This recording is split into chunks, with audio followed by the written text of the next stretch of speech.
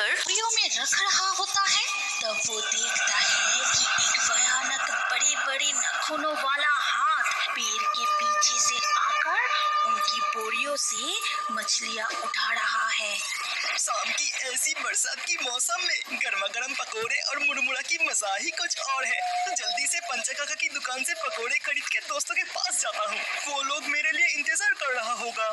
सीधू छतरी हाथ में लिए मुरमुरा और पकोड़े खरीदने के लिए चलने लगता है। पंचा काका की पकोड़े की दुकान गांव से थोड़ी दूर है। फिर एक घने बांस की जंगल पार करके ये दुकान आती है।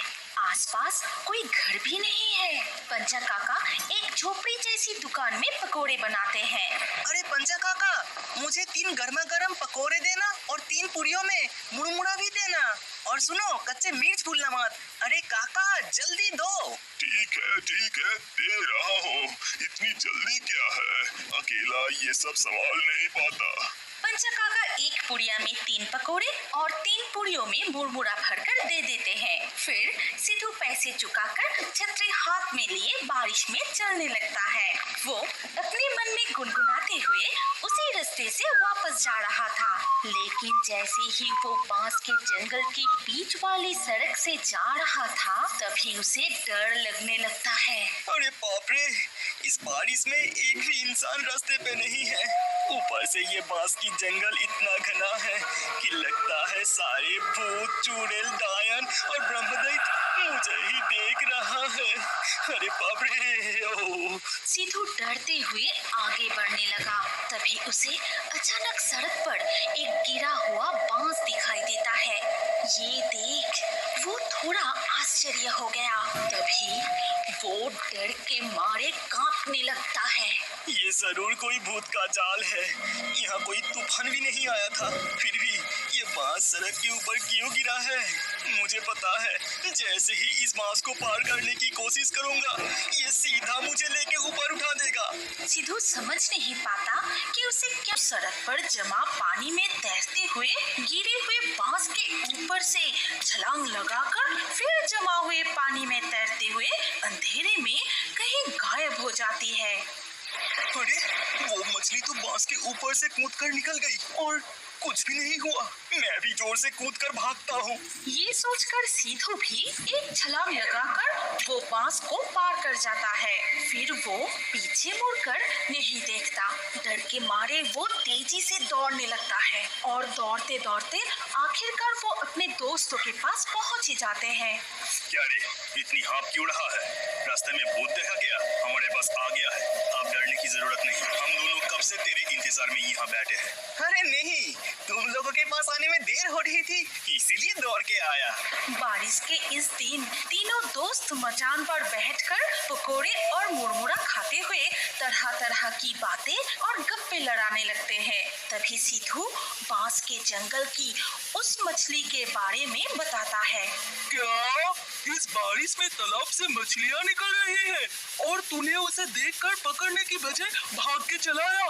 तू तो बड़ा डरपोक है। अरे एक छोटी मछली पकड़ कर क्या होगा? अगर मछली ही पकड़नी है तो बड़ी कतला मछली पकड़ना चाहिए।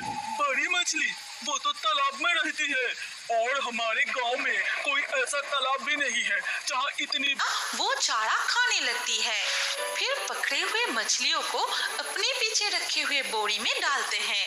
ओहो, मछलियाँ तो एक के बाद एक फंस रही है। आज बोरे भरकर मछलियाँ घर लेके जाएंगे। फिर अचानक न जाने कहां से एक ठंडी हवा बहने लगी। अरे अचानक इस वक्त ठंडी हवा क्यों बह रही है? बारिश के मौसम में इतनी ठंडी हवा। तीनों दोस्तों में से अचानक कालू ने देखा कि पानी में कुछ सफेद सा तैर रहा है और वो धीरे धीरे उनकी तरफ ही। वो सफेद सा क्या तैर रहा है? हाँ सही कह रहा है, जमींदार के तालाब में इतना बड़ा वो क्या तैर रहा है और वो तैरते हुए तो हमारी तरफ ही आ रहा है। हवा के झोंके से वो चीज तैरते तैरते बिल्कुल उनके सामने आ जाती है और उसे करीब से देखकर वो तीनों ही डर के मारे कांपने लगते हैं। अरे ये तो पंचा काका की गाय है। जमींदार के इस तालाब में मर के तैर रही है। सीधू तू डर मत, गाय शायद प्यास बुझाने के लिए तालाब में आई होगी और गलती से पानी में गिर के मर गई। कल सुबह पंचा काका को खबर देंगे। अब चल तालाब के उस तरफ जाकर मछली पकड़ते हैं। जब वो पीछे मुड़कर बोरियों की तरफ देखते हैं कि बोरियों में एक भी मछली नहीं बची, सारी की सारी मछली गायब है। ए जग्गा, बोरियों से मछलियाँ कहाँ चली गई? ये तो पूरा खाली है रे। हमने इतनी सारी मछलियाँ पकड़ी, वो कहाँ गई?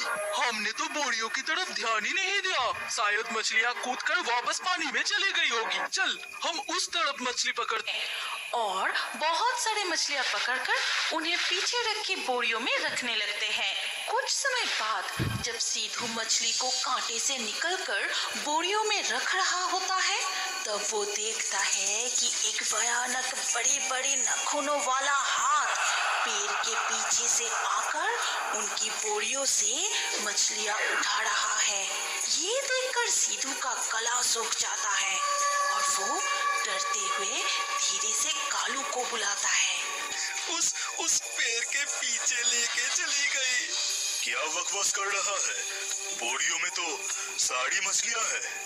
मैंने गिन गिन कर रखी थी, एक मछली भी कम नहीं हुई।